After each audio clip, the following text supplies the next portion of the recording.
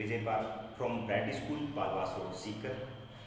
कल की फिजिक्स की ऑनलाइन क्लास में अपन पढ़ रहे थे चैप्टर नंबर 4। जो लास्ट टॉपिक मैंने पढ़ा था वो था समधारित्र। मतलब समधारित्र किसे कहते हैं, समधारित्र किस प्रकार से बनाते हैं और समधारित्र क्या काम में आता है। लास्ट फाइनली हमने पढ़ा था समधारित्र का प्रतीक। आज का टॉपिक रहेगा समधारित्र का सिद्धांत। समधारित्र है बेसिकली परिभाषा कल आप देखी थी, उसमें क्या था, समधारित्र क्या किसे कहते हैं। समधारित्र एक ऐसी डिवाइस है जो कि चालक के आकार में परिवर्तन किए बिना धारिता के मान को बढ़ा देती है।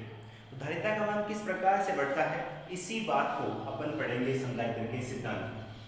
इसमें जो मुख्य बात है वो है समधारित्र में धारिता का मान किस प्रकार से बढ़ता है, ये इस टॉपिक में समझेंगे समधारित्र के सिद्धांत। तो समधारित्र के सिद्धांत को समझने के लिए सर्वप्रथम एक धनावेशित चालक प्लेट ए लेते हैं। एक चालक प्लेट है। बेसिकली चालक प्लेट आपकी कुछ इस प्रकार से है। ये एक चालक प्लेट है और इसको ऐसे रखिए, आगे भी प्लेटें होगी वो इसी प्रकार से रखी होगी। यहाँ जो बना रहे सिंपल एक लाइन, मतलब इस चालक प्लेट का फ्रंट व्यू ले रहे हैं, तो फ्रंट व्यू एक लाइन के रूप में शो है। तो बात कर रहे थे समधारित्र के सिद्धांत में। तो समधारित्र के सिद्धांत को समझने के लिए सर्वप्रथम एक धनावेशित चालक प्लेट ए काम में लेते हैं। धनावेशित चालक प्लेट है वो कैसी होगी, धनावेशित हो। तो फर्स्ट कंडीशन में एक धनावेशित चालक प्लेट ए काम में लेते हैं। उसके बाद इस चालक प्लेट के समान एक दूसरी चालक प्लेट बी लेकर आए। उसने क्या किया, सर्वप्रथम तो एक धनावेशित चालक प्लेट ए काम में लेते हैं। उसके बाद में इसी के समांतर इसी आकार की दूसरी चालक प्लेट बी लेते हैं। जब दूसरी चालक प्लेट बी काम में लेंगे,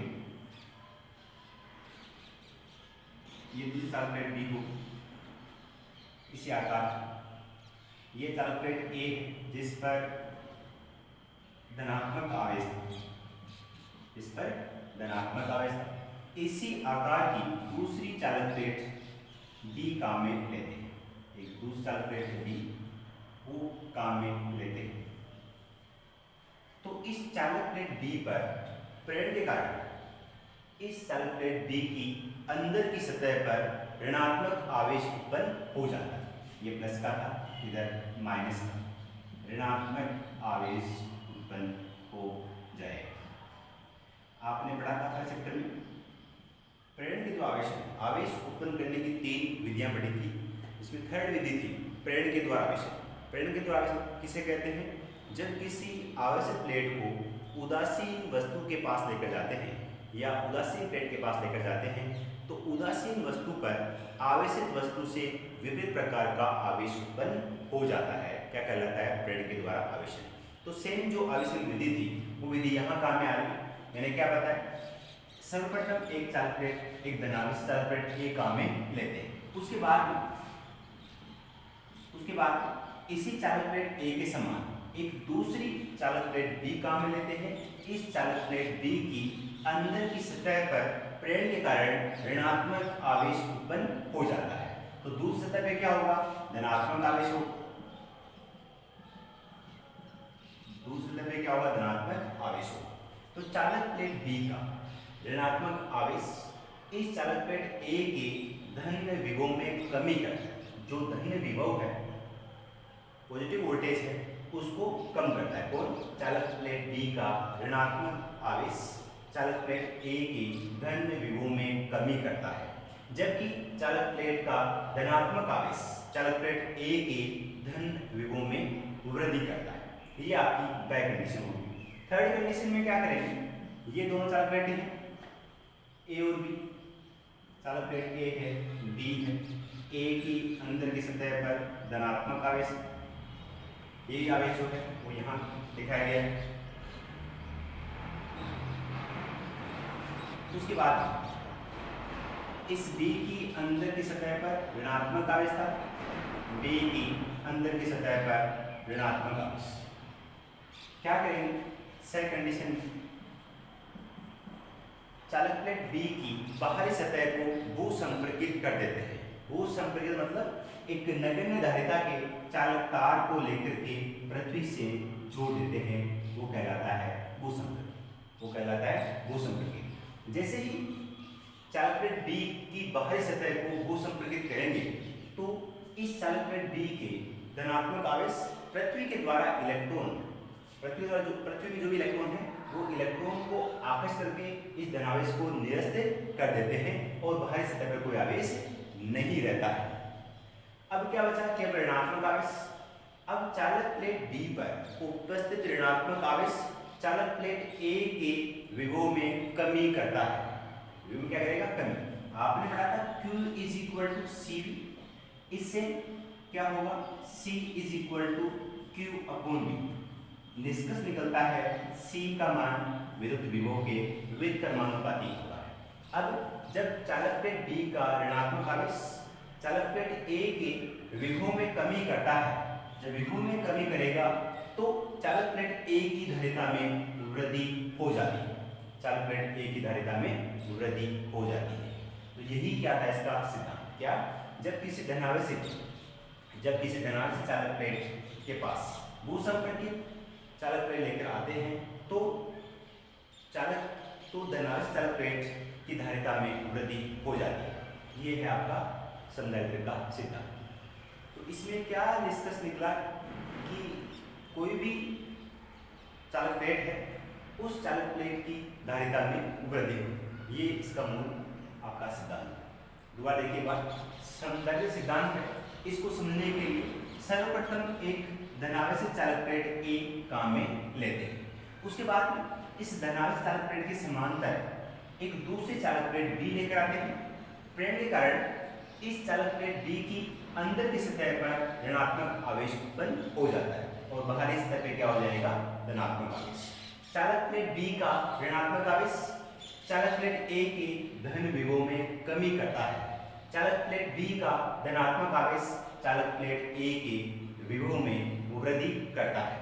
उसके बाद थर्ड कंडीशन जो स है, उस कंडीशन क्या करेंगे, चालक प्लेट B की बाहरी सतह को भू संपर्कित कर देते हैं। भू संपर्कित करने से क्या होगा, पृथ्वी के द्वारा इलेक्ट्रॉन आकर्षित होकर के इस चालक प्लेट की बाहरी सतह के धनावेश को निरस्त कर देते हैं। जो धनावेश था पूरा पृथ्वी में चला जाएगा, तो ये सतह पर कोई आवेश नहीं होगा। अब इस चालक प्लेट B का ऋणात्मक आवेश, चालक प्लेट B का ऋणात्मक आवेश चालक प्लेट A के विभव में कमी करता है। जब चालक प्लेट A के विभव में कमी होगी तो इस चालक प्लेट A के विभव में कमी के कारण चालक प्लेट A की धारिता में वृद्धि हो जाती है, क्योंकि Q equal to C equal to Q upon V, C का मान V के व्युत्क्रमानुपाती है। तो चालक प्लेट A के विभव में कमी होने से धारिता में वृद्धि हो जाती है। यही क्या है संधारित्र का सिद्धांत। क्या बताया इसके अंदर, एक धनावेश चालक प्लेट के पास भू संपर्कित चालक प्लेट, एक धनावेश चालक प्लेट के पास भू संपर्कित चालक प्लेट लाने से धनावेश चालक प्लेट की धारिता में वृद्धि हो जाती है। तो ये टॉपिक था आपका संधारित्र का सिद्धांत। उसके बाद चालक की आकृति के आधार पर संधारित्र भी तीन प्रकार के होते हैं, समांतर प्लेट संधारित्र, गोलाकार संधारित्र और बेलनाकार संधारित्र। संधारित्र चालक प्लेटों से निर्मित होता है, तो संधारित्र चालक प्लेटों से निर्मित होता है। तो चालक की आकृति के आधार पर संधारित्र भी तीन प्रकार के होते हैं। कौन कौन से हैं, समांतर प्लेट संधारित्र, गोलीय संधारित्र और बेलनाकार संधारित्र। तो नेक्स्ट टॉपिक आता है समांतर प्लेट संधारित्र। नेक्स्ट टॉपिक है समांतर प्लेट संधारित्र। समांतर प्लेट संधारित्र, पैरेलल प्लेट कैपेसिटर।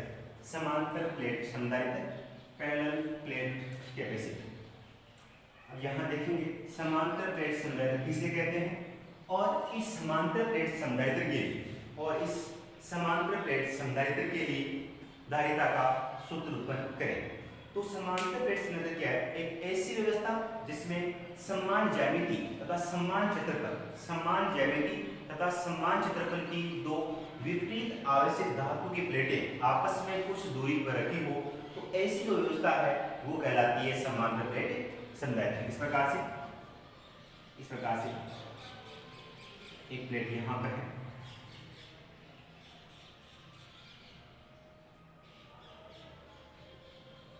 और दूसरी प्लेट यहां।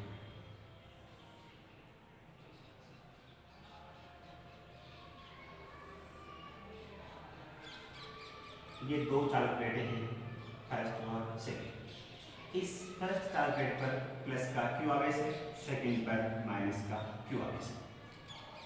समझ में आई परिभाषा? समांतर प्लेट संधारित्र किसे कहते हैं? समांतर प्लेट संधारित्र किसे कहते हैं?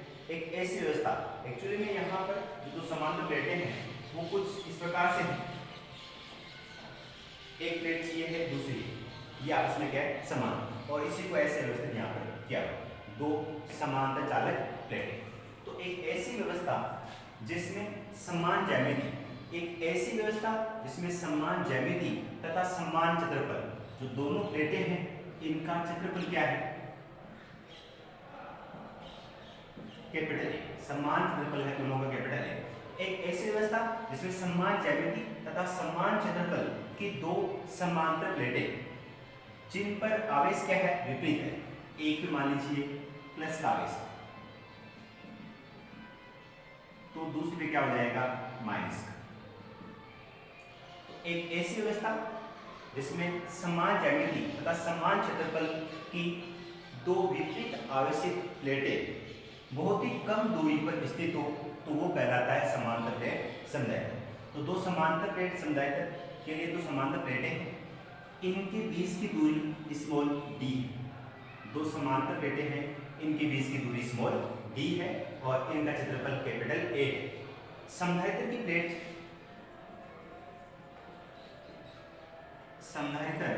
की फर्स्ट प्लेट का पृष्ठ आवेश घनत्व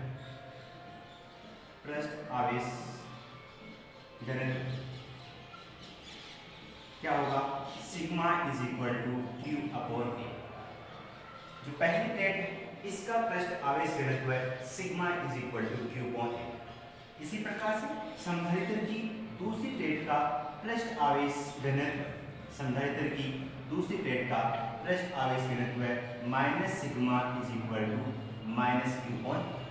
पहली प्लेट पर प्लस का आवेश था तो सिग्मा हो गया पृष्ठ आवेश घनत्व, और दूसरी प्लेट पर माइनस का आवेश था तो पृष्ठ आवेश घनत्व माइनस सिग्मा हो गया। संधारित्र की प्रत्येक प्लेट के द्वारा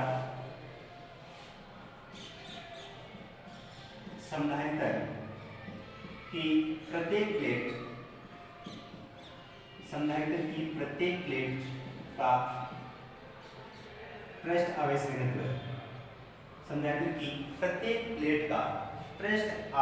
घनत्व सिग्मा है, एक का प्लस सिग्मा दूसरे का माइनस सिग्मा, तथा संधारित्र की प्रत्येक प्लेट के द्वारा उत्पन्न विद्युत क्षेत्र, संधारित्र की प्रत्येक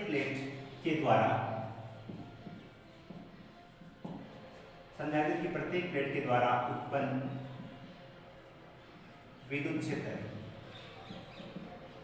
E equal to sigma upon 2 epsilon जी, बात समझ आ रही? यहाँ पर दो प्लेटें, एक धनात्मक आवेश है दूसरा ऋणात्मक आवेश है, तो इसके अंदर उत्पन्न विद्युत क्षेत्र की दिशा कहाँ से कहाँ होगी? धनात्मक आवेश से ऋणात्मक आवेश की ओर। ये इन प्लेटों के मध्य उत्पन्न विद्युत क्षेत्र की दिशा। तो संधारित्र की प्रत्येक प्लेट का विद्युत क्षेत्र क्या होगा? E equal to sigma upon 2 epsilon जी। अब यहाँ पर कंफ्यूजन होता है, इसलिए कुचालक प्लेट के लिए विद्युत क्षेत्र फॉर्मूला था, एक्चुअली वो क्या रहा था? इस प्लेट ये देखिए चाहिए देखिए, इनकी एक ही सतह पर आवेश है, और कुचालक प्लेट में क्या होता है? आवेश है, दिया गया आवेश उसी स्थान पर विद्यमान रहता है जहां उसे दिया जाता है। तो ये जो पट्टिकाएं हैं वो कुचालक या अचालक पट्टिका की भांति व्यवहार करेगी, अचालक प्लेट की भांति व्यवहार करेगी। तो प्रत्येक प्लेट के द्वारा उत्पन्न क्षेत्र क्या होगा? Equal to sigma upon 2 epsilon जी। अब इसमें अपन देखेंगे 3 कंडीशन यूज करेंगे। पहली कंडीशन चालक प्लेट फर्स्ट के बाहर की ओर, ये है फर्स्ट, इस प्रकार से मान लेते हैं। दूसरा ये मान लेते हैं, तीसरा इसके बीच। क्या चालक प्लेट नंबर 1 के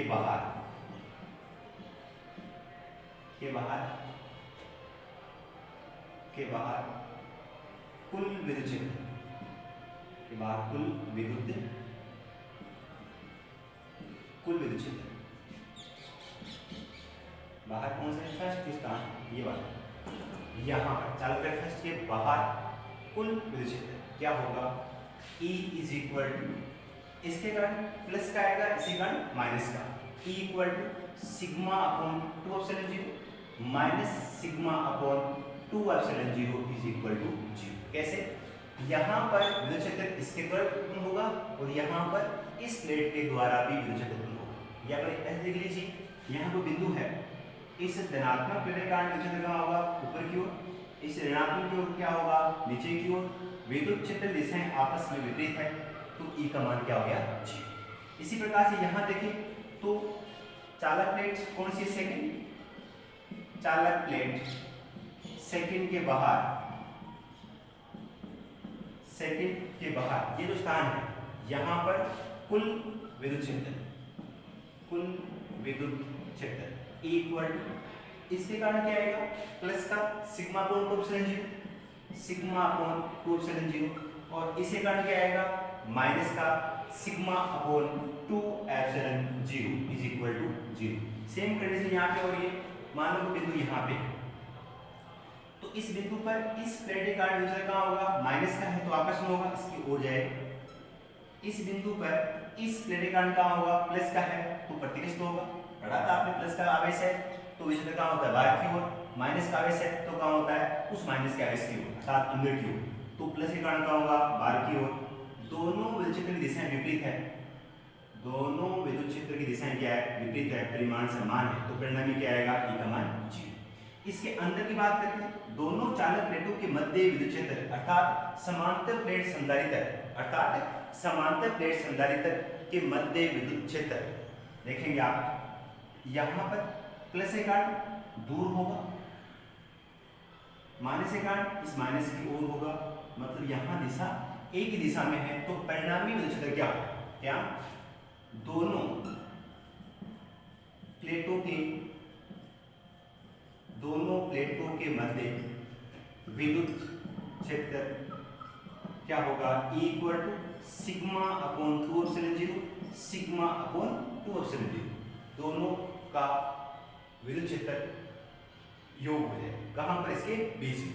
तो क्या होगा, इसको सिंप्लीफाई करेंगे, 2 एप्सिलॉन 0 एलसीएम आएगा, 2 एप्सिलॉन 0 को डिवाइड करेंगे, 2 एप्सिलॉन 0 से क्या बचेगा, सिग्मा, इसको इससे डिवाइड करेंगे, 1 टाइम जाएगा, 1 को सिग्मा से मल्टीप्लाई करेंगे, क्या आएगा, sigma. E is equal to 2 sigma upon 2 epsilon 0 equal to 2 sigma upon 2 epsilon 0, 2 से 2 कैंसिल हो जाएगा, E इक्वल टू क्या हो जाएगा,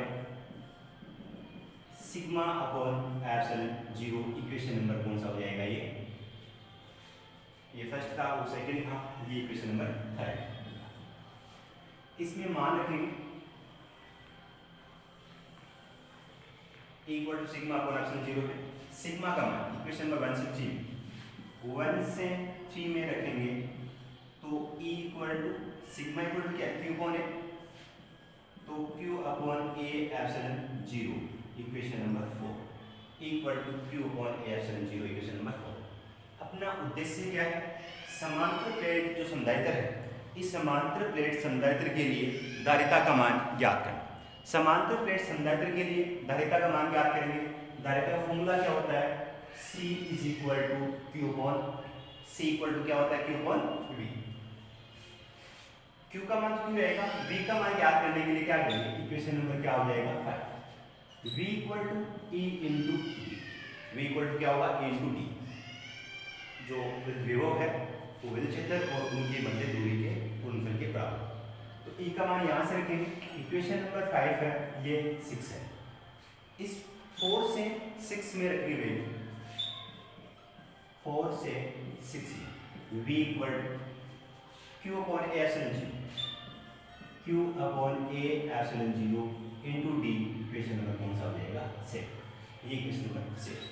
इक्वेशन नंबर 7 से वैल्यू रखेंगे आप 5, 7 से कहा रखेंगे 5, तो C is equal to Q upon QD, 1 upon में आएगा, अंश में जाएगा A एप्सिलॉन जीरो, Q से Q cancel, C is equal to epsilon zero A upon small d, C equal to epsilon zero A upon D। ये किसका formula आ गया? एक समांतर प्लेट संधारित्र के लिए, एक समांतर प्लेट संधारित्र के लिए धारिता का फॉर्मूला है, जहां पर C धारिता है, एप्सिलॉन जीरो निर्वात की विद्युतशीलता, A समांतर प्लेटों का क्षेत्रफल, D इनके बीच की दूरी। बात समझ में? इसके बाद में इस समीकरण से निष्कर्ष निकलता है कि समांतर प्लेट संधारित्र की धारिता का मान एप्सिलॉन जीरो कांस्टेंट है, तो C का मान A के समानुपाती है, जिससे